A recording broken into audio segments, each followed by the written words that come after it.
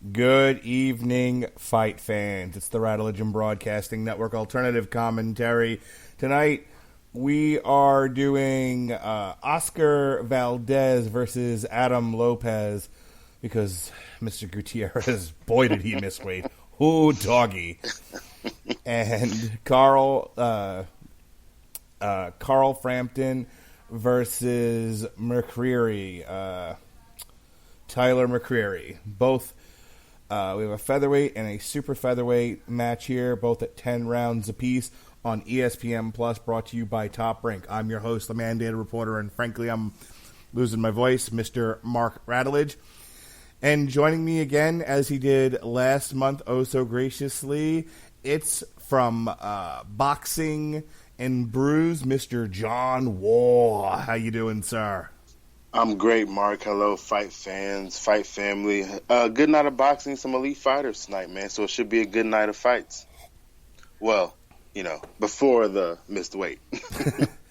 Yeah, we'll talk about that in a second as Carl Frampton starts his walk to the ring. So this undercard, I don't know if you got a chance to see it, but if you haven't, man, they lit it up. There was one KO after another. And there were two decisions, but that last decision, in my opinion, humble as it is, was Roadhouse. You talking about the Adames? Yeah, Teixeira Adames. But Patrick Teixeira won a unanimous decision against Carlos Adames. It was a knockdown, I believe, in the 7th round that put him over the top. Apparently, Adames had never been knocked down before, and he looked it. He looked positively flabbergasted. Yeah, I agree. But I will say I'm kind of with you. Up until that point, I feel like he should have been well ahead on those cards. He was winning that fight until he started losing it. I feel like he did lose the latter half of that fight. But for the most part, I felt like Adames did what he was supposed to do. And, Teixeira was game. He was game from the get-go. Yeah, Teixeira's face looked like it went through the cheese grater. Yes, for sure. But that didn't seem to stop him. He was like, "Man, I get cut all the time. What difference does it make?" Yeah, I've seen Teixeira. He's hard to get out of there. Sure, he was game. He and you know what? Good on him, man. Now he's whatever title that was, WBO, whatever. Yeah. As I said to my son, I'm pretty sure he has a title and it's vacated. It's both. When he won it, I went through my head. I said, "Wait. How does he have one?" So I had to go through the champions in my head real quick and say, "Oh, okay, it's one of those belts." Yeah. There's just a real rip through the card here. Andy Hirakoa had a TKO in the second round against Rogelio Cesares. Guido Vianello had a first-round KO of Colby Madison, 44 seconds. Good God. Larry Gomez had a split decision against Brian Mendoza. That was kind of a firefight. Xander Zayas had a second-round TKO over Virgin Winfield, who I think wants to do a different career now. He looked like he looked like he wanted to do something else in life. Yes, for sure. And then the aforementioned Teixeira versus Adames. All right, so tell me in 50 words or less as this fight starts to get underway, what do you expect here in this first round? We're going to do both fights tonight. Both Carl Frampton and Tyler McCreary, and then we'll do the Oscar Valdez versus Adam Lopez. So let's start with Frampton McCreary. Yeah, I expect Frampton to come forward, throw a lot of punches. McCreary is a boxer in the truest sense of the form. He keeps that right hand close to the chin. He's going to block those lefts coming from Frampton. It should be a good fight. If Frampton can put together some punches, stay out of trouble, he should win on the cards. I am not calling for a knockout. I don't see that happening. But I do see Frampton trying to put together a showcase. You know how Top Rank is. He moved up. He's trying to go for Jamal Herring. There's a lot of names at that 130 pounds. So Frampton, to get those names, he's going to have to show me something tonight. And if he can show me something against McCreary, well, then by all means, get one of those bigger names at 130. All right, and here we go with round one. Fighters meet in the middle. We see Frampton kind of circling to the outside. What's the strategy here with McCreary being the taller fighter for Frampton? I think McCreary's going to stay behind the jab. I believe McCreary is going to try to stay tall. He's not going to gate his height against Frampton. Frampton's going to try to come in. I expect McCreary to be a counterpuncher tonight, and hopefully he can land the right counterpunch. At least his team is hoping that he can. Frampton went to the body there, and McCreary just shook his head. Nope, sir. You have to do better than that. Round one, I expect, these guys are just filling each other out, trying to figure out what's going to happen. I expect Carl to show his experience and pedigree later. However, McCreary is good. He's athletic. He's twitchy. So, I think we're in for a good fight. Both fighters are still feeling each other out here. Frampton comes with that left double jab. He's kind of poking it out there. Scored at that time with it. He kind of faked with the right and then nailed him with a double jab with the left. And I think that's where McCreary might have some trouble, is that Frampton's going to be offensive. You know what I mean? He's going to know the times of the fight. He's going to know when I need to attack, when I need to show the judges that I'm in control. And if he hurts McCreary, I expect Frampton to jump all over him.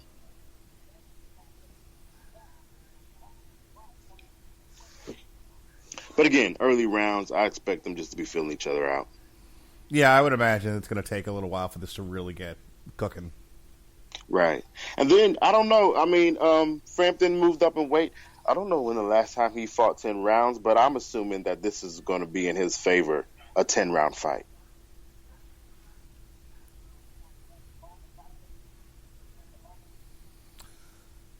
He's doing as you said he would do. He's really getting behind that jab, though McCreary has been kind of swatting them away. Yeah. Okay, good triple jab, kind of backs him into the corner, but then he laid off, and McCreary just kind of danced out of the corner there. Yeah. Not many combos from either fighters yet, so until we start seeing 3 or 4 punches put together, it's going to be difficult for anyone to make any kind of progress. There we see Frampton throw a couple 2s behind those 1s. Frampton really utilizing that lead left, but as you said, he's not really following up with good combinations using the right hand. He's just throwing a lot with the left, and occasionally he hits with it, but then there's no follow-up, and that is the end of round 1. Yeah, good round for both the fighters, just trying to see what each other has. I expect the second round to both fighters to start, especially Frampton. I expect them to start trying to set up some punches, at least for the next upcoming rounds, if not the second round. I would say you have to give that one to Carl Frampton, if nothing else, for activity level. McCreary was very defensive. He was not particularly offensive. And as the fight started, McCreary was the forward fighter, but if you noticed, not even halfway through, Frampton was walking him down, and McCreary was on the back foot. McCreary is going to be on the back foot most of the fight. That's his style. I don't know what he has in his tool belt that's going to keep Frampton away from him. A rangy, leggy fighter like McCreary, I'd like to see him I'd like to see him push Frampton into kind of a firefight at distance. Uses reach. Yes. Yeah, I would like to see him 1-2, 1-2, 1-2, 1-2, 3. I don't see a lot of activity coming from McCreary. I see him being almost a complete counterpuncher, which is not going to help him on the cards. No. I'd also think you would want to make, Frampton coming and being the bigger name here, being the guy that the spotlight's on. That's who this fight was made for, as we talked about before. If you're McCreary, you want to take that all away from Frampton. Ugly this up a bit. Man, see, Frampton kind of pushed him back into the ropes there, and then they immediately tied up. I don't get that from some B-sides. There's no title on the line. I get that. But, I understand you want to stay true to who you are and have integrity, but go fight. Sometimes you just got to go fight. Yeah. and you have to take it from Frampton. And I just don't see McCreary being that type of boxer. When last time I saw Frampton lose was the Warrington, and Warrington goes and he takes it. Right. You know what I mean? You know, it's the old Mike Tyson thing. Is everyone's got a plan until you get punched in the face. Exactly. So even this round, you see Frampton doing a lot more activity while moving forward. McCreary still, like I said, he's going to block some of those. He's going to catch some of those punches, but you're going to catch 2 in a 4-punch combination. You're still going to get hit twice. You know, if you're like a Shakur Stevenson or a Floyd Mayweather, where you can punch off your back foot with a lot, with a lot of circling, a lot of movement, all power to you. That's fine. Right. But unless you're one of those two guys who can employ that kind of style, this is not the kind of fight you want to do. This is not how you win rounds. No. And I don't. Maybe he feels with McCreary's background and his experience and amateur experience, he thinks he can win on the cards this way. But that's just not prize fighting. The A side is going to more than likely win those close rounds. He's throwing more effective punches. Even if it's just a jab, he's tripling that jab up and landing 2 to the face. So McCreary really has to go for it. Starting from the beginning. You can't wait to the second half of the fight. You got to go now. So if you're listening to this, whether you're driving or, doing laundry or whatever, folks, you're like, well, they're not really calling the fight. It's because not a whole lot's happening. Frampton has been doing exactly what he did in the first round.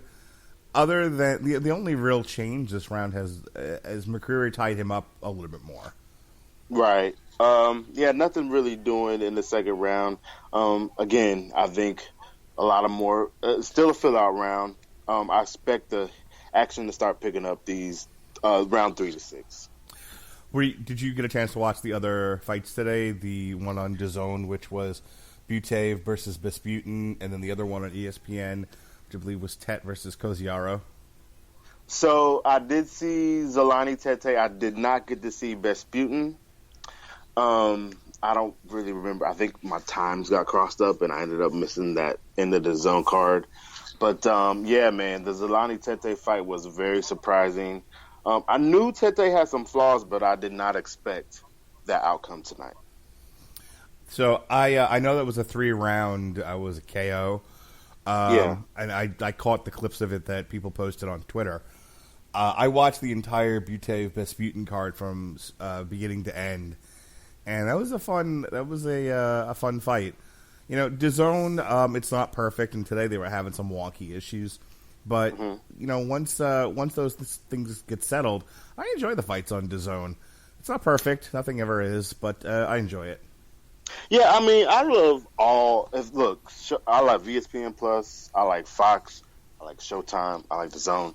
Just give me the fights, and you know what? Give me good fights. And DAZN, they've given me a lot of fights. They're giving me fights coming up still toward the end of the year. So, and we will talk about that later. Absolutely, good deal.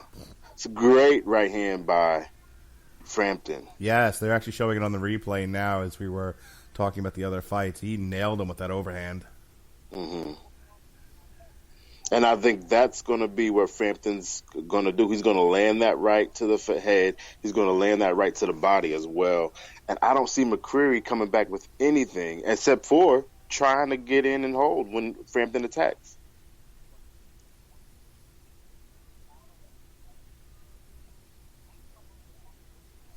So one of the things I've noticed with McCreary is that occasionally he will throw that right out there, that straight right, and he'll try to use his reach, but Frampton's not an easy target, apparently. He's doing a lot of movement, not necessarily circling and working off his back feet, but he'll stay in the pocket and just slip the jab, shuffle his shoulders, and McCreary's having a hard time finding the target.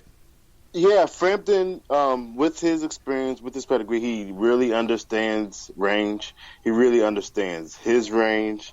So he's going to, do some things with the feet with him and a fighter. He's going to know how close he can get, and he's going to know where he needs to, just like that, he's going to know where he needs to be to lunge in and land that 1-2. So McCreary's got, not only is he fighting a fighter that's game, but he's fighting a fighter that, knows the tricks, is smart, and knows everything he needs to do to win. It's a tough code to crack. I think McCreary, the frustration starting to build with McCreary is not quite, Yeah. doesn't quite know what to do with this guy. No. I see a lot of shelling up. I see Frampton, moving around the ring freely, making McCreary miss. McCreary's the boxer. He's the slick guy, but Frampton's the one making him miss all the punches. Yeah, Frampton, not that I think he came into this with any doubt, but his confidence is starting to build over this round, and he's not taking chances necessarily, but he's getting more aggressive.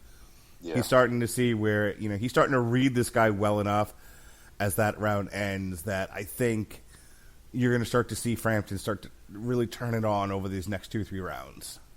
Yeah. In the round 3, I didn't see much from McCreary. I see, like you said, Frampton's very comfortable. I think over those first 2 rounds and that third round, he realized who McCreary is and what he has, and he's not very moved by McCreary. So I think it's only going to get worse for McCreary going forward, to the point where, Frampton might go for a stoppage here. No, maybe not this round, but in this fight. Yeah, we'll have to see. I know, especially early on in a boxer's career, they want to see you work. I mean, quick knockdowns are fun for fans, but your tough matches come in 10, 11, 12-round fights, and they want to see if you can go the distance. Your higher-level opponents, and certainly, unless you have a situation where, like a Deontay Wilder, Luis Ortiz, where you just nail a guy, you got to work for 12 rounds. So I don't know if Frampton necessarily wants to put this guy away, if in this co-main event showcase fight. Yeah, I'm not sure. I don't know what exactly. Like they said, Frampton was off almost a year, not quite a year, so it has been a while. He probably does want to get some quality rounds under his belt. However, like they just showed, Herring is there. He wants a title fight at this weight. He wants the big names at this weight. And, to get that, you got to give the people what they want. So maybe trying to go for a spectacular stoppage of some sort would do him well. However, you do want to come out of this unscathed. So I think Frampton's best bet is just to win, and to win, in good fashion. Nice. He took the back there well. Wrong sport. Yeah. Yeah, Frampton's really showing some good boxing skills in this fight. This seems to be a good matchup for him. He looks really good so far through these 4 rounds. Comfortable. McCreary's trying to almost bully him. Not totally. It's not really having much of an effect, but he's definitely trying to put his weight on Frampton. He's tying him up. He's grabbing him around. I don't necessarily think he wants to box anymore with Frampton. I think he wants to kind of push him around and see if he'll make a mistake that he can capitalize on. Yeah, I see. He's trying to. Frampton's just doing a good job of punching in between McCreary's punches. Yeah, he landed a couple of good body shots there. Yeah, doesn't really seem to have an answer for it. Can't really out-time Frampton, it seems. Frampton just seems to be on a higher level in this fight. The other thing that McCreary is doing, as I said, that was 2 tie-ups in a row, one of which he had him in a headlock, which is fantastic. Mm-hmm. I think one of those things is he's trying to break Frampton's rhythm. He's trying to push him off his pace. And one thing that I'm seeing with that is that maybe McCreary went in thinking he was going to be the stronger guy, but Frampton is moving McCreary around the ring, not backing up, absorbing everything McCreary does land, if he does land it. So that seems to be something that is in Frampton's favor as well. He's stronger than McCreary realized. Yeah, Frampton's got superior technique. Yes. So, obviously, he's got experience. I mean, no kidding. So I think McCreary's corner, and I think independently, he's like, I gotta boxing with Frampton's not getting me anywhere, so I gotta ugly this up a bit, and make this more of a brawl because he's not getting anywhere going punch for punch with a guy as evasive as Frampton. Right. But brawling with Frampton, that's something he's good at too. So it's almost like what McCreary's corner has to figure out what he does better than Frampton. And at this point of the fight, it doesn't seem like there's much that he does better, but maybe his corner knows. And whatever that is, they need to implement it now because Frampton is, I wouldn't say he's totally dominating the fight, but he's winning comfortably. Yeah, no, I don't think there's a single round you can give to McCreary at this point. No, not at all. Good. On the replay, good shot to the body there. Yeah, I don't see anything changing. I need McCreary to show something. Otherwise, have a long seat on that corner stool. We are now into round 5.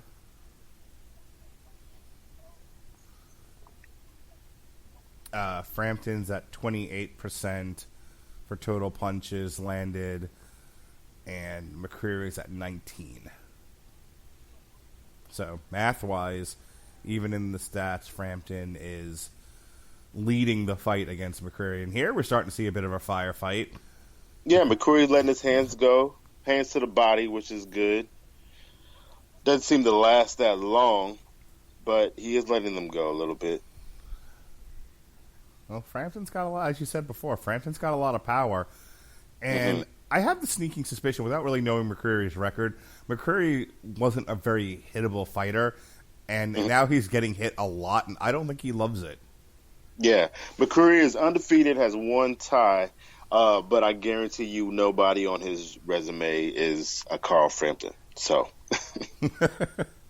so that's the thing about it. You can fight a lot of guys, but it's only one or two guys that you have to fight that will change your life or your career. And so it seems to be that McCreary is in the ring with one of those guys right now. Well, some fighters have that like professional wrestling mentality of go ahead and hit me real good. I love it. Let's throw hands. Let's get brutal. And some guys are boxers. Some guys get in there and the object is to not get hit. And then when they do, they don't love it. They they like to be the hitter, not the hitty. Oh, nice body shot from the left from back Frampton. Them up big time. Wow, that was a big body shot. Frampton really working on that body, dedicated to it, and it seems to be paying off. Sure. So I tell my son all the time, you can't breathe. You can't fight if you can't breathe. Exactly. McCreary does his shell up, which doesn't. He seems to fight well out of his high guard shell, but he just sits there and takes too many of Frampton's punches while he does it. Well, he's leaning a lot on the idea of let me shell up, take a combo from Frampton, and then I'll knock him out with an uppercut. Hasn't worked yet, but boy, does he keep trying. I mean, when I tell you he's knocked on that door 3 times in this one round. Yeah. Frampton really is working McCreary's body. Now, if you notice, McCreary, he never really stayed dedicated to that jab, and then he started working to the body because he's down on the cards and it became a fight. If he had stayed behind that jab, this would be a whole nother fight. Maybe a lot more boring, but I think that it would be a whole nother trajectory for McCreary in this fight. It's unfortunate because he can't beat Frampton at this game. Yeah, he looks like he was really trying to test the guy's chin, McCreary, and I'm pretty sure Carl Frampton's been hit once or twice. Yes, for sure. Yeah, by brawlers, punchers too. So, yeah, McCreary's corner. I wish I could hear what they were saying, but they got to come up with now it's time to implement Plan B. 10-round fight, Plan B. What you got? So I want to take this opportunity while there's a break in the fight here. About a week or so ago, we covered the Luis Ortiz-Deontay Wilder 2 fight, and the first shot of the KO that we saw when it was live, the angle on that fight, it didn't look like Deontay Wilder really hit him at all, and he just flopped. And so, infamously, that's all anyone's been calling us out on.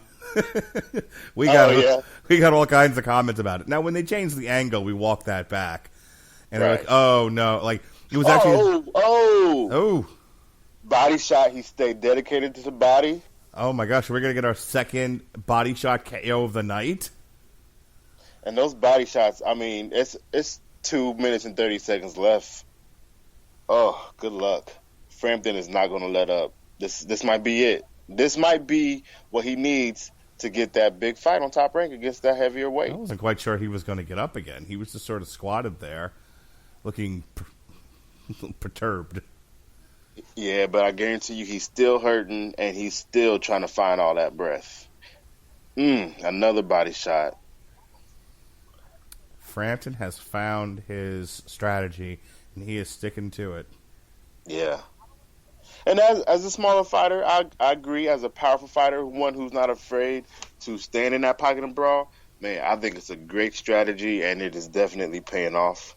Yeah, if you can chop him down at the waist, in the body, I mean, the head, he might give you the head, and then you can get that knockout, but the work is in the body. Mm-hmm. That's the problem with a lot of fighters, is that they just want to headhunt. They just want, they're so crazy for that knockout. They'll go after the head, after the head, after the head. It's like, well, you got to chop the tree down first. Exactly. And even going back to the body, you hear somebody to the body, go back to the body. Right. You know what I mean? Those body shots are really difficult to get up from. Yes, as I said earlier in the night, one of the KOs earlier in the night was a body shot KO. It looked really good. Mm-hmm. And sometimes you don't even realize. That's how it was with that Deontay for me. When I saw it live, I was like, wait, that was it? And then they showed the replay. I was like, oh, he really took his whole skull. Yeah. So. Now, I mean, one of the guys I was doing commentating with at that time was like, I don't think he wanted to get up anymore. He probably could have, but he decided he was done, which, no matter how many ways you slice it, it was still a knockout. Yeah, right. Oh. Nice little dirty boxing there from Frampton. You want to grab my arm? That's fine. I'll punch you upside the head. McCreary's recovered, it seems physically, but it seems at this point he's surviving. He knows it's the 6th round. I got 3 more rounds. I'm down on the cards. There's a knockdown. At this point, I believe he's trying to hear that last bell. Yeah, he's probably shook up pretty well mentally. And at this point, maybe he just doesn't want to get knocked out anymore. Exactly. Yeah, I think he's stretching for that finish line. I need his corner to, give him some constructive instructions, something that's going to change it up, because I'm not seeing any change in his style of the fight, and that's just not acceptable for me.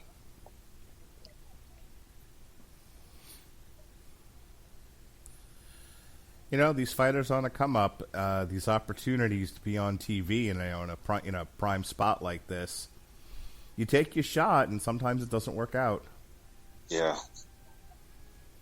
And at this point, finish strong. You never know what the next opportunity is going to be. So you definitely don't want to give up. You don't want to quit. As a fighter, as someone who has never lost, like I said, he is undefeated, he doesn't want to get stopped. But you also still need to give us a quality showing for the rest of this fight. Right.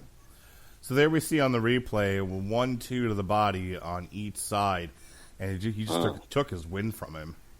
Yeah.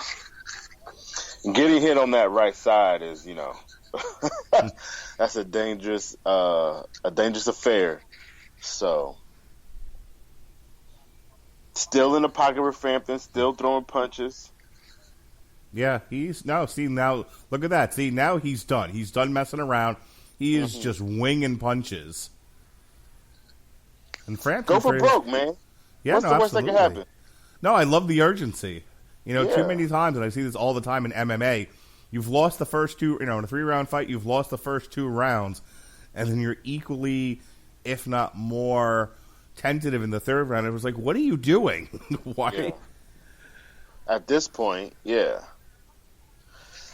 So now I'm worried. Now I'm worried about McCreary's tank because he let a flurry of punches go in that first minute, and I haven't seen much from him since. We are in round 7 of 10 here as the fight inches towards the end. And yeah, so far, not a single round. I mean, Frampton's pitching a shutout. Absolutely. He still looks bouncy, looks fresh. Still throwing that jab out. He's in complete control. He's a fighter in control. I'll be curious to see in the scorecards if they have it any other way, but 100-90. Yeah, I'm not really. I mean, I don't know. If you were going to give McCreary a round, it would be this round, and he hasn't done anything after the first 30 seconds. Right. So I don't really know what his plan is going forward. I don't really know at this point. He has to go for a knockout, and that's not the kind of fighter he is. Oh, keep your hands up, for God's sakes, McCreary. Yeah. So yeah, the way he's acting makes me wonder. He's clearly in shape, clearly a lifelong boxer, but some people just don't have the tank to fight that way. And dropping your hands, grabbing, holding, it's just making me wonder what exactly is going on at this point. Well, to credit to both fighters, they're still, bouncing. They're still lively on their feet. This isn't like the heavyweight fight I saw between Zhang and I can't even remember Rudikin, something like that. Oh, yeah. Ugh. Well, they were fighting in molasses, apparently. Yeah. It was 2 zombies hugging it out. So that's the end of the round. It's been a wash for Frampton so far. McCreary's got 2 rounds to come out here and try to do something. 3 rounds come out here and try to do something. So as they go backstage, Valdez and Lopez are warming up, getting their final preparations ready. Now, they say that Gutierrez made all of his pre-weight check-ins and then somehow blew up 11 pounds. You have any insight there? No. Like they said on the broadcast, maybe Thanksgiving got a hold of him. But I don't. It makes no sense at all. So the investigation that the WBC is going to execute, maybe there was some fudging of those pre-fight weights. It just makes no sense to come in on point the whole time and then be 8 pounds over. So I've never seen anything like that exactly. So just crazy. All right. So on Andre Ward's scorecard, he gave the first round out of charity, I presume, to McCreary, but every other round he's given to Frampton. Yeah, I guess Ward does try to. He does give the losers on cards more rounds than most. Maybe he just saw because McCreary was more of an aggressor in the first round. But yeah, it's been a wash for Frampton. I can only assume McCreary is one of Andre Ward's nephews. Maybe because it's going to be a shutout. Was close to a stoppage, so I don't really know. Maybe just ESPN commentators making it interesting, but it's really been pretty cut and dry. Yeah. And then you do have that knockdown earlier in the fight, so. Mm-hmm.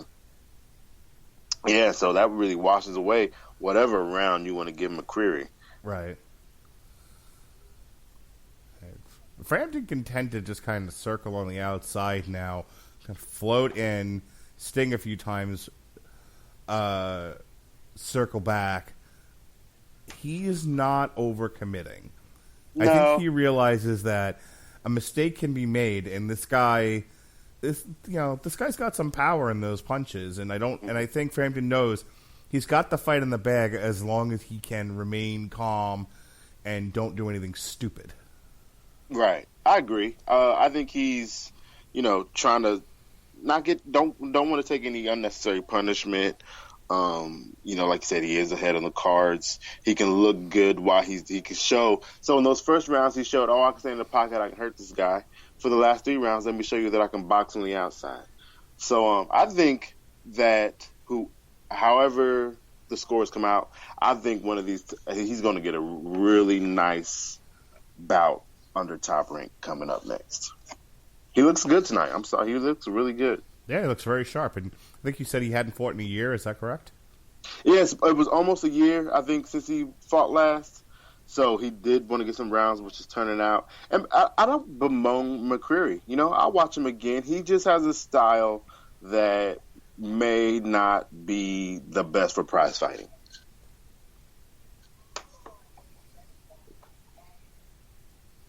I'm also wondering if maybe he's in the wrong weight class. Like maybe he needs to go up a little bit.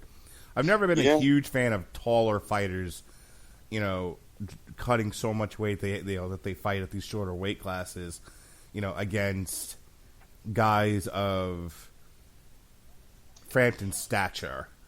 Because I think that makes life more difficult than it has to be. Yeah, like, Sebastian Fundora is just a super tall guy. The guy tonight who fought at, I believe it was, what's his name? Shearez who fought. Mm-hmm. These guys who are super tall. I don't think lay people understand how much those, just even a couple pounds of weight can affect a punch, So when you have guys who are coming in at 6'3", fighting at 160, you know what I mean? These guys are stepping into some dangerous situations when they get into the ring. I used to see that in MMA all the time, where you had guys fighting at like featherweight or lightweight, and they were the same height as most middle and light heavyweights. It was like, why don't you just fight at the minimum welterweight and put some muscle on it? Yeah. Maybe try knocking somebody out once in a while. Stop, I'm going to fight at flyweight. I'm 10 feet tall. Yeah, and that weight, it really, weight behind those punches really does affect, how it feels. So boxing it's crazy, man. You have so many guys doing everything they can to come in as light as they can on weigh-in day. So yes, and then years later they wonder why they can't make weight. Yeah, or my liver failed me, or I'm so sick and I'm 60, but I look like I'm 80. Yeah, sure. That's why I like heavyweights. Nobody bothers. Just don't be 300 pounds. Yeah, and that's, another thing about heavyweight, as we were watching McCreary and Frampton trade punches, McCreary's still walking, Frampton's still walking them down. That's what's special about Deontay to me, because he comes in, he gives up 30, 40 pounds each fight. And will lose every round to land one punch that is just, it's inexplicable. We are so hard on him on this podcast. Not you, but right. The rest of us. Right. But you can't take that right hand away from him, because he could lose every round. He could be outboxed, and he was losing the fight to Ortiz. Yeah. Ooh, he hurt him again. You see that? Yeah. Ooh, body. Yeah, down he goes. Another. Ugh. This might be the end. That one hurt him though. He's looking a little. Yeah, he's demoralized. He hasn't been beaten, and let alone beaten like this. That is 2 10-8 rounds for this fella. On his bike, running away. Frampton's still working the body. Yeah, Frampton sees blood in the water right here. Yeah. Michael Jackson moonwalks back. He's like, hey, easy. I don't really know the ref's real name, but I call him Michael Jackson. There was some early Showtime boxing cards. I swear to God, he was moonwalking. He was so dramatic. I believe that's Kenny Bear. Man, he's a good one, man. Yes, I don't ever, except for that I will say there was a Mayweather fight where he was super involved. I don't remember which one it was, but for the most part, he does really well. He did well last weekend. Mm-hmm. And he's a pretty good judge. And I mean, and Frampton. Frampton looks good, man. He came out wanting to prove something, and I think he did that. Yeah, no, absolutely. He was absolutely in this fight. I mean, it's not the worst fight I've ever seen. No. They were active. I mean, it's not like they just circled each other for 10 minutes or anything like that. They fought. It was just a one-sided fight. Exactly. Yeah. McCreary just had no answers for Frampton, who clearly had double shot to the body there on the replay. Yeah. Great boxing. That's great boxing by Frampton. It was one to the shoulder, two to the body. McCreary's going to back up and then plop. No, yep, there it is. Yeah, he took a knee.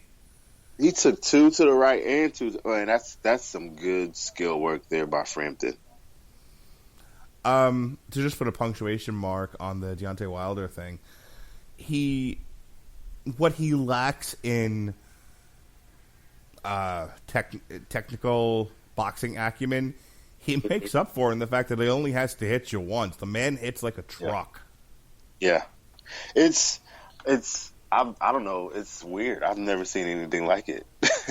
Well, I was talking to my dad about that. Mike Tyson used to end fights in 30 seconds, and then HBO would just kind of hem and haw and shrug for the rest of the hour. Yeah, yeah, man. It's exciting to see, and because I remember watching the Deontay Wilder Luis Ortiz fight number 1, and I thought Ortiz was going to win. I think we have a punch to the balls. Yeah, it's a low blow. Hey, take your time, McCreary. I get it, but it's the 10th round. You need to let your hands go. You taking time for that? No hitting the speed bag there, Frampton. That's just an issue with body punchers, technical boxers who are body punchers. You see that so much with the low blow warnings. There was a fight earlier in the evening where there was a lot of work in the body, and I was saying to my wife, who deigned to watch it with me, I was like, "Boy, a lot of these are on the belt line." Mm-hmm. Yeah. I will say sometimes it depends on what the ref tells them in the locker room, what's slow and what not. But I just see it too much. If you're a body puncher, you're going to hit someone low once in a fight. So. But, man, Frampton looks so good, letting his hands go, even in the 10th. Yeah, he knows this guy is toast. Yeah. And, he just doesn't want to coast to victory here. He's going to fight every minute of this round till it's done. And good on him for it. Yeah. Really still dedicated to the body. I really appreciate that from Frampton. And like I said, I would see McCreary again. We just might have to do some better matchmaking. That's all. The other difference between Deontay Wilder and Mike Tyson is Mike Tyson could actually box. Mike Tyson was a pure boxer. Yeah. Everyone knows him for his power and his quick knockouts and some of the chicanery he would get into later in his career. But if you actually watch Mike Tyson, he had good technical ability. Yes. And so I hear, and so we're hard on Deontay Wilder because I know, at least for me, you're getting away with the fact that you hit like a missile, and your technical acumen isn't really where it should be. But then again, as Robert Winfrey would say, it's heavyweight. You can get away with that. Yeah. I think it's different because it is a heavyweight division. And so, but I will say this about Deontay. I have seen progress. He'll never be Mayweather. He'll never be Canelo.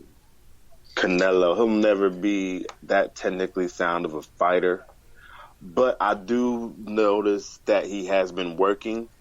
But he does box. Whatever technique he learns is limited by that right hand, man. That right hand is so powerful. Right. He just forgets everything. It's like, all right, I'm going to land this right. But in that Ortiz fight, I saw patience. I saw shots to the body. And so, I did like that. And if he could do that with someone like Fury and not be so anxious, maybe make for a better fight. We'll see. Fury is not an easy person to hit. And he's so Not at all. unpredictable and herky-jerky and just... He has constant movement. He looks like a scrambled television set. Yeah, and for a heavyweight, for someone that big to move like that, I always find it amazing. Right, and so Deontay Wilder, he got very frustrated in that first fight, and he knocked Tyson Fury down, but, you know, and that could have been the end of the fight, but Tyson Fury got up again. And so the waiting for the opportunity to land the big right, I think now Tyson Fury is looking for it. And February 22nd is going to be an interesting night. You know, anything can happen. Yeah, anything can happen. You know, if he's partying too much with Braun Strowman, yeah, we might be looking at a new lineal champion or whatever. But you know, on the other hand, if Deontay Wilder doesn't evolve in any way, I don't see the fight going any differently than it did the first time. Me either, and that's just I think he has evolved a little bit, but I will say this, you know, it's gonna be a hell of a chess match because, man, no one else can avoid that right hand except for Tyson Fury, and even he couldn't do it that first time. So, this is February 22nd. I'm not gonna make a prediction. I just want to call it and watch it and enjoy it, man, because that's what we all want. We want two great heavyweights. I wish it was for all the belts, but we want two great heavyweights putting on the line and going for broke. You know, I'll take Deontay Wilder versus Tyson Fury for his imaginary lineal heavyweight championship. It's fine. Yeah, me too, man. You know, and then maybe we'll get to Ruiz or Joshua, whoever ends up winning next week. So annoyed about that. I was telling my wife, I was like, it's in the middle of the day in Saudi Arabia. I have to go find a bathroom at work to go hide in to watch it. It's ridiculous. Indeed. All right, so here we go with the scorecards. I can't imagine there's going to be a lot of surprises here. Frampton, Arum, and Herring. Looks like that's going to be the next fight.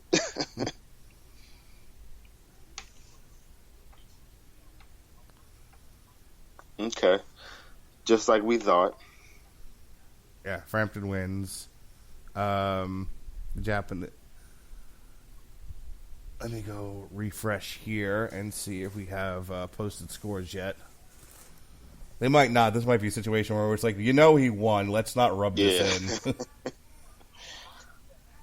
Oof, total wash for Frampton. Dominated from bell to bell, man. Indeed. All right, and that is your co-main event. Next up, Oscar Valdez versus Adam Lopez. All right, well, we finally have the scores. Let's make it official. No surprises here. No Canelo 120-0. It was Carl Frampton by unanimous decision over Tyler McCreary, 100-88 times 3. No controversy tonight. No controversy. It's pretty much what we expected and what we called. Wouldn't you say there, John? Yeah, a dominating performance by Frampton. What we expected, what he needed for his next fight with Top Rank. So, scouring the Twitter pages, a couple of notes that I noticed. One, apparently Carl Frampton broke his hand in training or fractured his hand in training, and then he fractured his hand again during the fight, which is why he went to the body when he did. Oh, wow. But whenever his hands heal, it looks like Herring is what's next for Frampton. How do you feel about that? I believe it's going to be a big fight. Frampton's going to bring the people from across the pond. Herring has a good following in America. I see Herring winning that fight, but I will watch it because I'm not too sure about that. But you know, it's a good matchup. It's a good boxing matchup. All right, so let's shift gears now. Now, originally we were going to have Oscar Valdez, like we said before. That's like the big news of this fight. If nothing else, it was this big kerfluffle at the weigh-ins where Gutierrez came in 11 pounds over, and Bob Arum unceremoniously tossed him into the street. Insane. Right out of the hotel. He's like, you'll get out of here, and your little dog, too. So off he went. And now we have Adam Lopez, who was on the undercard, and he made the weight, and they plugged him into this main event to save it. So first, what are your thoughts on the loss of the main event in terms of what you were expecting and now not getting? And then talk to me about this new fight that takes its place, if you're as equally or greater excited for it, or if you're like, oh, this is kind of like kissing your cousin. Well, I'm not going to say too much about Gutierrez because it's rare where you've seen that kind of thing. All I can say is, don't expect to hear his name ever again in professional boxing. No one's going to pay for that. So, going forward, it just so happens that, man, I am a huge Oscar Valdez fan. I love his style of fighting. So I'm excited to see him fight against anybody. I was disappointed that he vacated and moved up. And so I'm excited to see him fight at this 130. He throws a lot of punches. I've seen him in wars with guys at the lower weight division, so I'm excited to see how he takes these punches at a higher weight division.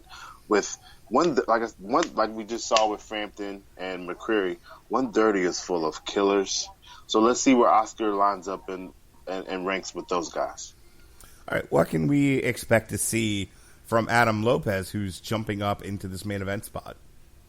Luckily, I've seen Adam Lopez a couple times before. He's a boxer and a brawler. Comes from a boxing family out there in the West Coast where a lot of boxers come from. I expect Oscar to be the forward fighter. Adam Lopez is a skilled boxer, so I expect some good defense, some good counter punching, but I also expect hard punches coming back from Adam. It would seem like this is one of those opportunities for Adam Lopez where whatever his game plan was going into his originally planned fight, I think he needs to take advantage of the spotlight that's being put on him, because at this point he has to know that like you're just here to save the main event, to give the people something to watch besides the Frampton McCreary fight, which if that was all that you were getting, right. People would be hitting the bars right now just trying to go like, what's going on? What did I pay for here? So it seems that Adam Lopez is in that position of, hey, save our fight, but he's not that type of fighter. So I think this makes for an interesting main event. I would like to see Adam Lopez not go for broke necessarily, but turn up the volume early on. Get people to notice him, say his name, be into this fight beyond, oh, you're the replacement fighter, you're the they say in stage acting, you're the backup. Right. There's a better name for that, but it's late and I'm tired. But the part of Gutierrez will be played by Adam Lopez tonight. Get that thought out of people's minds early. Make that, because the headline even tomorrow when this fight's over is still going to be about the stupid 11 fucking pounds missed weight. Unless you get an upset. Right. Give the writers something else to write. That's my point that I'm trying to make. Even if you don't win, even if you lose in spectacular fashion, change the narrative. That's the phrase I'm looking for here. Change the narrative and take the opportunity, because I think, because when you're in a situation like this, I can't remember which fight it was, but there was a fight in the UFC where somebody took it on like ridiculously short notice, like it was like hours, and of course they lost, but they were a hero nonetheless, and they were rewarded later on. Is the point? Right. Yeah. Yeah, and I think if Miguel has a loss, so he's not afraid of losing, right? He's not worried about losing that. So he can go in here, really give a good showing. Oscar has had some top-ranked fights on TV in the past where it was less than stellar. So maybe with everything that's going on, not having much time to prepare for Miguel as well, maybe Miguel could take advantage, and or maybe Adam could take advantage of this opportunity and really, if not pull out the victory, really make it be like, oh, well, I don't know, maybe he won. Oh, that scorecard was a little iffy. Oh, I don't like that. If he can do that, he can really change the trajectory of his career. Be Chuck Wepner minus the cocaine. Yes. All right, here we go. Round one. I just watched The Brawler, so that's fresh in my brain, by the way. Yeah, but I'm a huge Oscar fan. I like the way he punches. He throws hard punches. He comes forward. He's true Mexican style, but very technical. And so I'm just a huge fan of his fighting style. So I'm excited to see what he brings to the table tonight with all the circumstances surrounding this fight. All right, as we begin here, Valdez is walking Lopez down. Lopez has tried some double jabs. He's pretty not tentative as such, but he's definitely thinking about what he wants to do. Now he's starting to flick that jab a little bit more. Lopez's jab is stiff, super stiff. Yeah, he's got some mustard on that. Yeah. But, again, Lopez, like I said before, Lopez and Valdez know each other from their amateur background, so Lopez does have an extensive background of an amateur. He's just younger. Pensive. Oscar, man. That's the word I was looking for. Oscar heard him already.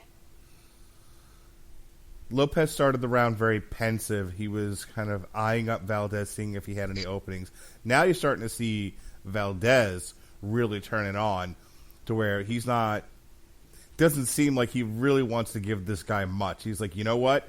Right. Everything we said before, Valdez is taking the opposite stance of, I'm not letting you go far in this fight and give up the narrative. The narrative is, I'm the guy and you're the replacement. If I'm Lopez, I'm thinking Valdez is thinking that, you know what, I am who I am. I should get this guy out of here in a couple of rounds. So I expect Valdez to come with that aggression, but I expect Lopez to expect that as well. Because, again, I'll say this. If neither one of these guys wants to wake up Monday morning and see on the boxing blogs and, primetime, major sports news outlet the name Gutierrez. They want to be in the headline. They want to be the story. And Valdez doesn't want the story to be, wow, he let this guy from the undercard go 10 rounds with him. And it's same thing with the co-main event. Valdez is moving up. This is his first fight at this weight. He wants to make a statement so he can get that title fight. It said he's ranked in he's ranked number one in 2 sanctioned bodies at 130. He wants a big name and he wants a title fight. And he's not going to get any, good checks, good fights coming if he lets Adam Lopez basically shine on him this fight. Yeah, absolutely. All right, round one, and I would have to give that one to Valdez. Yeah, absolutely. Lopez showed that he has a good stiff jab. He showed that he's game. He showed that he's here. But Valdez threw more power punches, connected on more power punches as well. But I liked what I saw from Lopez to start. I mean, he was game. As I said before, he was very pensive. I saw him really trying to measure Valdez. You look and see in the replay, he hit him with a good combo, and Valdez, he stumbled. Yeah, I mean, Lopez is legitimate. If Lopez had a full camp, this would be a closer fight. Right now, you have to approach it as if, these two guys are going to here sparring. And I'm just excited to see whose style comes out on top because Lopez is a legitimate boxer. Valdez is just more accomplished, more experienced. Sure. And I believe Lopez was on the card. He just got pulled from the prelim, jumped all the way into the main. Which happens. So we can assume he had a full camp. Yeah. I don't know how long his fight was set for, if it was 6 rounds or not. Right. Yeah, I don't know any of that information, which, this is a 10-rounder, so yeah, I don't know. The last time I saw him fight, it was either a 8 or a 10-rounder. He stopped the guy, so it doesn't, really matter. But Lopez is legitimate, though. This is good for Valdez. I like Lopez against Valdez better than Gutierrez. Gutierrez would have been more straightforward. One of us is going to knock each other out. So Lopez is giving him more of a test, boxing-wise, at this weight than Gutierrez would. Lopez goes head to the head, to the body with jabs.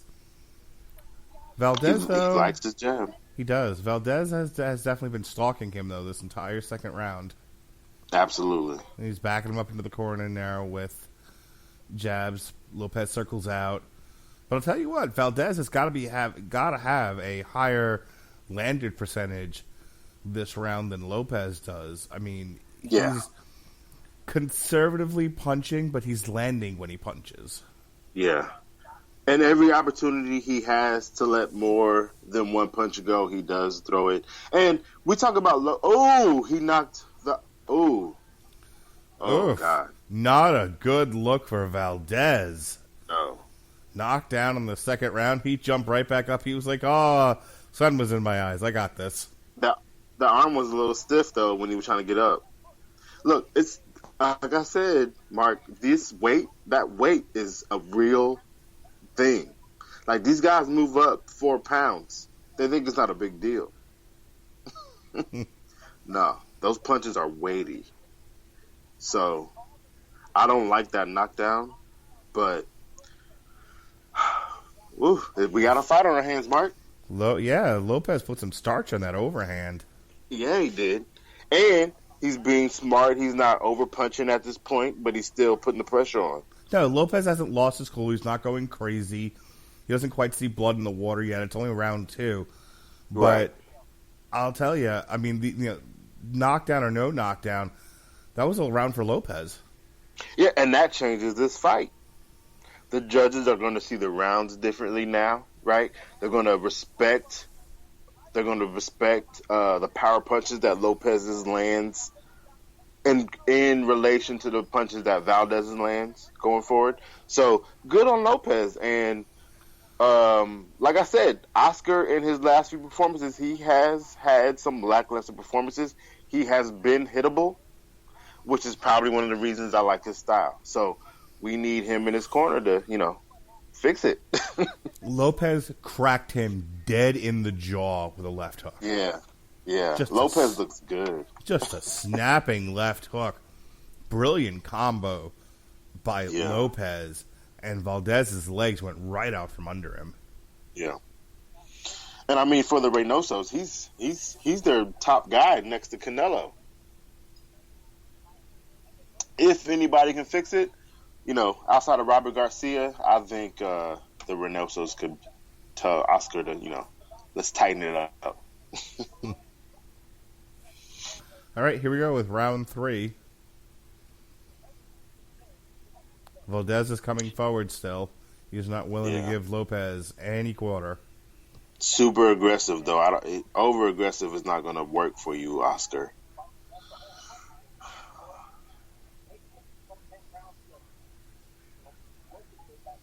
I'll tell you, Lopez keeps walking. Sorry, not Lopez. Valdez keeps walking into Lopez's bear trap. Yeah, for sure. Lopez, all the fights that I've seen, Lopez does like to fight off the back foot. He is a boxer in that sense. But like I said, he throws hard punches. He doesn't, he's not just, McCreary was just trying to point. He was trying to get points on Frampton. Lopez, as we see, he's trying to knock you down. He's trying to knock you out. Yeah, we have a very entertaining fighter in our hands so far. Yeah. We're definitely not going to get a short fight, at least in Oscar's favor on this card. Hey, Valdez is moving Lopez around the ring now. Yeah. Valdez stops short, goes to the body. Sorry, Lopez. Oof, this fight.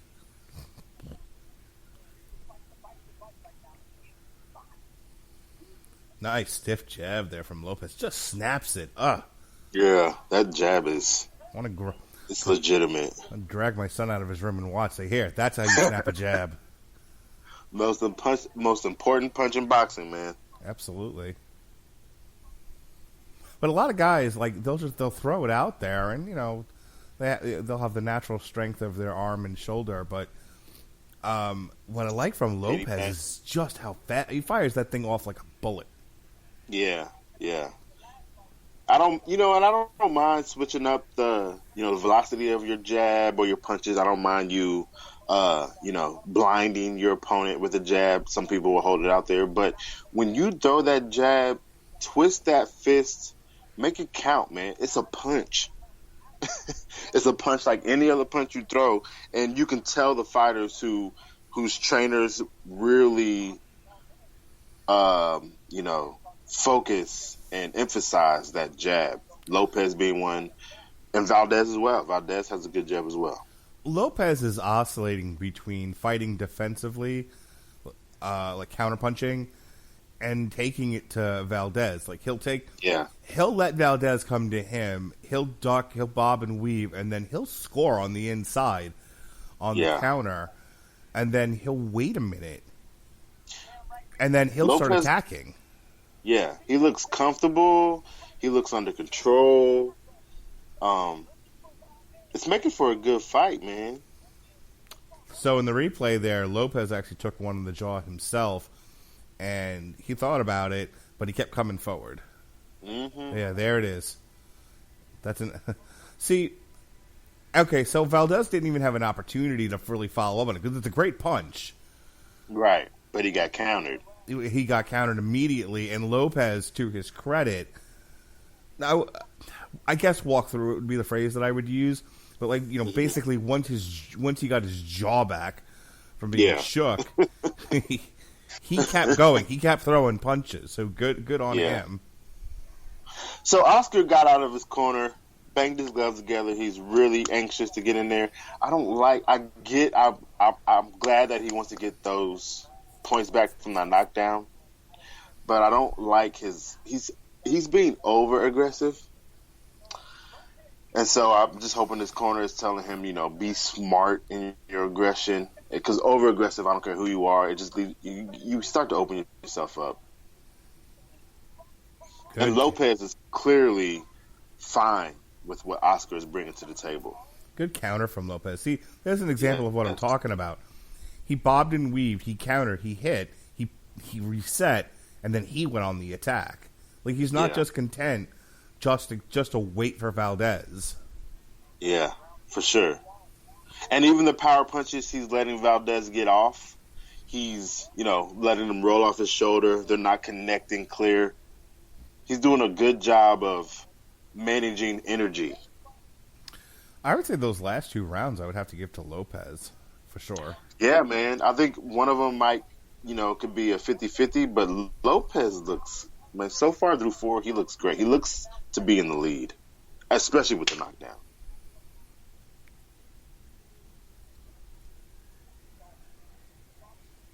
Oof. Valdez landed a straight to the jaw. He almost clawed him with, I think, the left there. Yeah. Like, it wasn't so much of a punch as it was not a gouge per se, but just he sort of painted him with it. Yeah. Man, this is a really high level fight. If you look at both these guys are at range in the pocket and on the outside at the same time, it seems. Sweeping right from Valdez to the body. Yeah. See, Valdez is really letting his hands go, which has really got to help him on the scorecards. He's not really letting any lulls happen. Does that make sense? Sure. No, absolutely. he's going after Lopez. The problem is about 50% of the time, Lopez is right in there, and Lopez has gotten the better of some of those exchanges. Here's what I will say. I like the work from Lopez. I like the accuracy from Lopez. Oscar Valdez is doing what he does. I would hate to be a judge in this fight because... This is I judged some amateur MMA here in the Tampa area, and there were definitely some rounds where I just kind of threw the pen and the paper in the air and went, I don't know. Yeah. But I will say, Oscar, I'll say it, man, because it's the reality. Oscar's a side of a top-ranked headlining card. So all these rounds that are 50-50 to us may not be to those three judges. So it's just, I'm keeping track. Adam's looking good. Right now we have Adam ahead, but I don't know if these judges are going to be on the same page as us. Well, I would give that fourth round to Valdez. Oh, absolutely. The stuff that we saw, knockdown aside from Lopez in rounds 2 and 3, I didn't see as much of it here. I think Lopez took a few shots between rounds 3 and 4 that he didn't love, and maybe his corner's telling him tighten it up a bit. Maybe he's feeling like, well, I don't want to get hit like that again, so let me tighten it up. But he's letting his hands go less, and while he's still, like I said, shifting between counterpunching and going forward, I saw less activity in round 4 than I saw in the previous 2 rounds, which I don't love. Yeah. Well, I do know Buddy likes to protect his fighters, so he's going to keep it real with Lopez. Like, hey, Oscar's landing too much. But remember how I said, like, it seems like they're fighting in the pocket and at range at the same time? I think that was the change that Valdez made, because when he got knocked down, he stood in the pocket with it. I think he thought my power is more than your power. And since then, Oscar's been landing, but he hasn't been in the pocket. So I think him and his team have said, hey, let's work that 1-2 from the outside before we even think about going inside. And it's been paying off. Yeah, I think an inside fight with Lopez is a disaster for Valdez at this juncture. Yeah, I think so. I think he figured out, like, hey, this guy has too much power and he can handle it in there. When usually Oscar is the guy knocking people down. Good work to the body there from Valdez. See, now we're starting to see Lopez turn it up again. Mm-hmm. Yeah. I see some swelling under that left eye for Valdez. We're seeing more work from Lopez this round. He's starting to get some of that fire back that he lost in round 4, almost like he took it off. I have to imagine his corner was like, don't take your foot off the gas pedal. I know getting hit sucks, but that's the name of the game. Get in there and fight.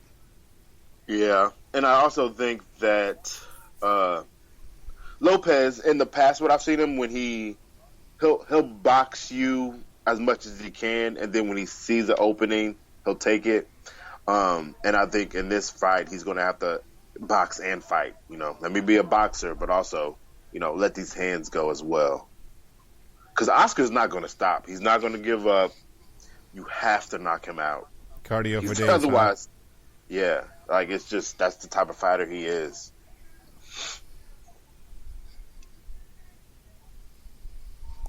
What I like from Valdez, and we've been talking about it for the duration, but just to put a name on it, high volume punching. Yeah. He's not tremendously accurate, but boy, does he throw a lot. Yeah. And you have to, man, and that's, Lopez is looking good now. If you lack in some area, but you know that you moved up in weight, you're not going to knock everybody out. But if you know that your tank is better and you can get off more punches, man, you got to let those punches go. And Oscar has never not let his hands go, almost to his detriment. So, keep letting them go now. Be heavy behind him and give us some good fights. He looks good right now, but he's in a brawl. Valdez has switched up his game plan between rounds 1 and that is the end of round 5. Because he's not walking Lopez down like he was. That last little bit there, especially, he was circling, but he was fighting off the back foot, which, as we talked about in the previous fight, and especially with Shakur Stevenson and whoever the heck it was, whose girlfriend is the fighter, it's the brother that he a bitch. That's all I remember about that fight. Yeah. Gonzalez, that's who it was. It was Shakur Stevenson and Gonzalez. Yeah. You know, if you can fight off that back foot and still be evasive, then good on you. Do it. It's a great strategy. And Valdez, I think, is trying to get away with that. Yeah, Shakur has fought that way his whole life at an elite level, so that's why. But Oscar as well is that elite level of boxer, so he might have that in his bag. For the most part, though, man, he wants to walk through you with his punches. So it's going to be interesting how this last half of this fight goes, man. Because you don't want you don't want to tuck your chin and run headfirst into a wall either. Right. And so smart fighters know, you know, if something isn't working, change tactics. Oh, right. Speaking of which, now we're back to him just stampeding forward, man. He bullied Lopez into the corner. Yeah. Just charged at him like Goldberg. I just don't understand. I mean, I honestly don't. I mean, I can't hear what they're saying in the corner. So, but it's almost like he doesn't respect Lopez's power, which at this point, how could you not? Valdez is back in this fight, though, on the scorecards. Yeah, for sure. Absolutely. Since he's been knocked out, I think he's won a majority of the rounds. I mean, knocked down. Yeah, I've got him 1-4-5 to Lopez's 2-3. Okay. And like you said, his output is just higher. So it just looks good. It looks better.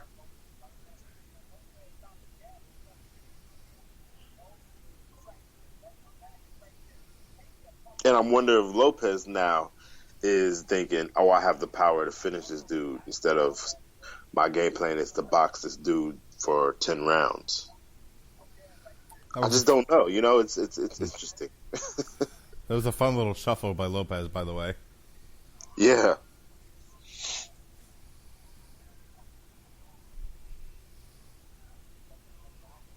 Lopez has got this guy in his sights. He's looking to finish this thing. Look at his stance. That's what I'm thinking. I was just looking at his feet. I'm like, his feet look a little awkward, but he looks ready to jump in there. Yeah. Well, it looks like he's leaning forward a little bit. He's got that lead foot kind of planted because he wants to throw fire. Yeah, oh, a nice counter.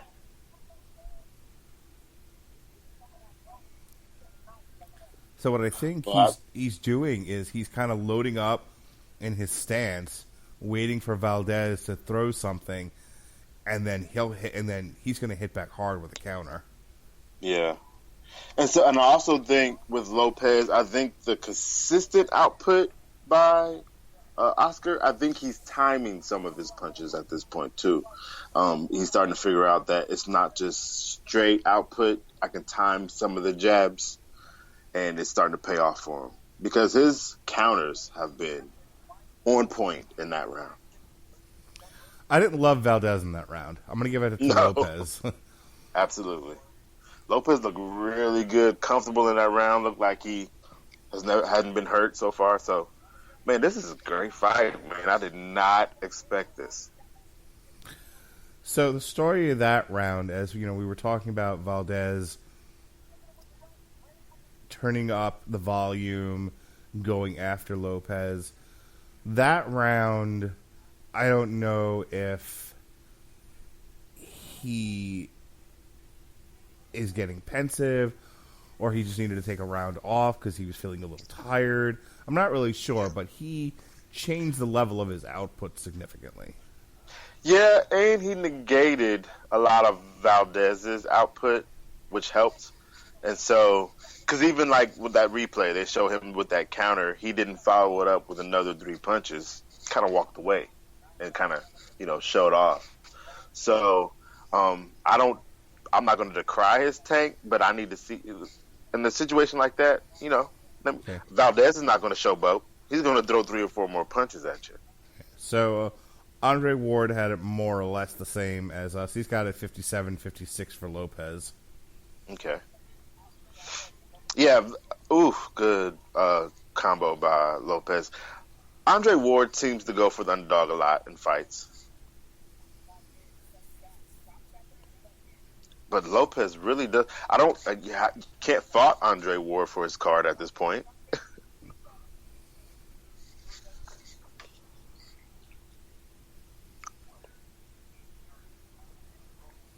Lopez can tend to let Valdez come to him.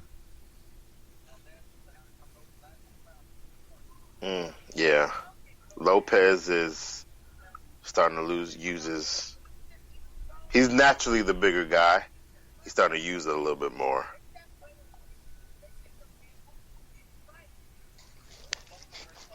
It's going to be very interesting to see how the judges are scoring these fights, man. This fight.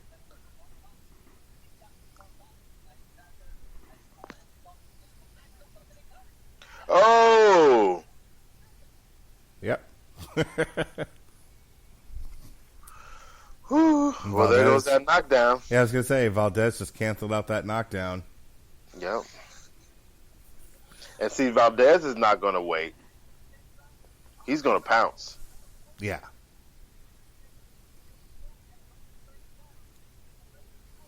Lopez just kind of gave him the side of his head there as a big target, and he's continuing to do so. Valdez got to turn over those hooks. This was they are giving us a good fight that I just did not, I didn't see it going this long, man. I knew Lopez was game, but I just thought Valdez was going to come in and put more, put punches together better in the beginning. Okay, Valdez smells blood in the water. He's not giving Lopez. He's breaking Lopez down. Lopez's legs are not totally under him at this point after that knockdown. Valdez starting to connect on everything, too.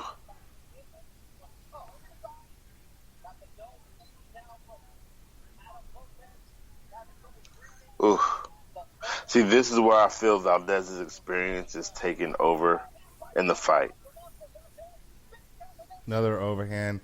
Oh! Yep.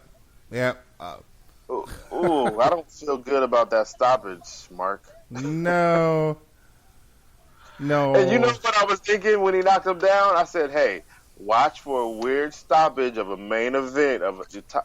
Hey, man, top rank diet, man. Lopez looked at the ref like, what are you doing? Get off me. Yeah.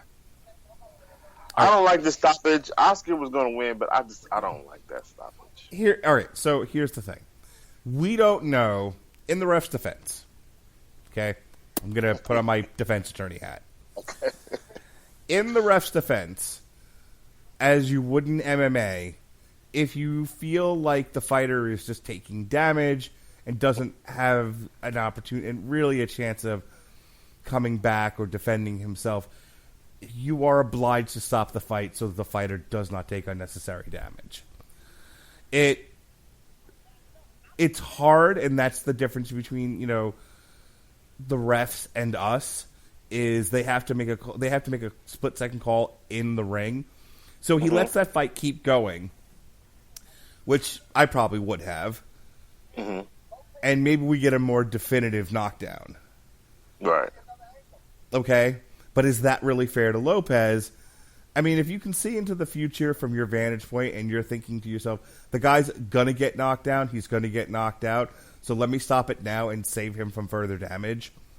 Well, then the ref's kind of in the right. Right. The problem is you don't know. Right. Pat Barry and Czech Congo went one way until it didn't. Right. Like, I don't agree with the ref stopping a fight and the guys moving away from the ropes. Sure. You know what I mean? No, absolutely. But look, I've seen that happen. I understand. This has been a rough year for fights, This has been a rough year, so I get it. But, I just want to be fair to Lopez. He, that's all. So let's watch the replay here. I mean, Valdez is just teeing off on him. Yeah. As you watch the replay, 1, 2, these are clean shots that are landing. These are not going bouncing off the glove or anything. Valdez is going to hit him again. Boom. 3, 4. I mean, the rule in MMA is intelligently defending yourself. He took 4 unanswered shots, unprotected. And that's when the ref was like, all right, no more. Right. So so I agree with you. Whenever that happens, I say, hey, if he was hitting Oscar Valdez that way, would he have stopped it? Probably not. Brock Lesnar knocked out cold by, I can't remember the fight he had before Cain Velasquez. Literally knocked out cold in the first round, according to Brock Lesnar. But the ref let it go, and Brock eventually woke up and got out of the first round. Wow. Because Brock was champion and Brock was money, but maybe the ref was smoking opium at the time. Who knows? Yeah, it's hard. I get it. It's tough. And not to put too fine a point on it, but where we have the advantage of watching this on television from our respective living rooms, he's right there in between them, and he's obligated to protect the fighters. Right. Look, right. I've seen some shit-ass stoppages, and I'll call them shit-ass when they are. I get why you're like, too soon. Yeah, this was not horrible. Yeah, you're right. I've seen worse. Yeah. I'm not going to... I haven't seen what, if Twitter's, ready to burn down the Cosmopolitan or not. But, right. But I'm going to go ahead and say it's fine. Right. And for Lopez, I want to see him again. It's not any shame losing to Oscar Valdez. You know what I mean? So, yeah, I'm not disappointed. I'm disappointed for Lopez because I feel he probably feels, but I'm not the referee standpoint. I don't blame him at all. This has been a rough year. These refs have been told like, hey, protect these fighters. Yeah, so, dude, a guy on the Usyk card, a guy died. Yes. Patrick Day. Yeah, too many people have been killed or maimed this year in the ring, and so whatever it takes. Yeah, we don't like it in the moment, but in the end, both these guys are going home to their families. I mean, it's not like that. My last word on this: they let the sheriff fight go to the end. That guy's face looked like he'd gone through, the windshield. Exactly. Yeah. But he was defending himself. He was moving. He was clearly winning rounds because he won the fight. I haven't seen too many people really, really upset about that one. So, yeah, it is what it is. All right. Yeah. Well, this was fun. Yeah, it was great. Yeah, it was those were 2 really fun fights. First one that we've done together we've only done 2, and this is number 2. But this is the first time. We normally just do the main events, but this time I really wanted to talk about the Frampton fight, so I was happy that you obliged me. And the next one will be on December 13th. We'll be doing Ortiz Jr. versus Solomon on DAZN. That's probably going to be it for December. December is kind of a crushed month, a lot going on, and there's holidays and whatnot. But January, we're going to try to get a few more in. We've got some cards on the 11th we're going to look at, plus some MMA. We've got some pro wrestling. So there's always something happening here on the Rattlegion Broadcasting Network. But enough about me. Let's talk about you. What do you got going on? Just the same old. Still doing work for hoopsandbrews.com/boxing. And you can find us on Twitter at Boxing and Brews. And at Insecurity Guide, man, just more boxing, more sports, keeping up with everything, giving up-to-date news, making videos, doing multimedia, anything and everything for boxing, man. All right. Thank you for joining me on this podcast, John. And I want to thank everybody else for listening. This has been our coverage of Valdez versus Lopez and Frampton comes alive versus McCreary. Be well, be safe, and behave.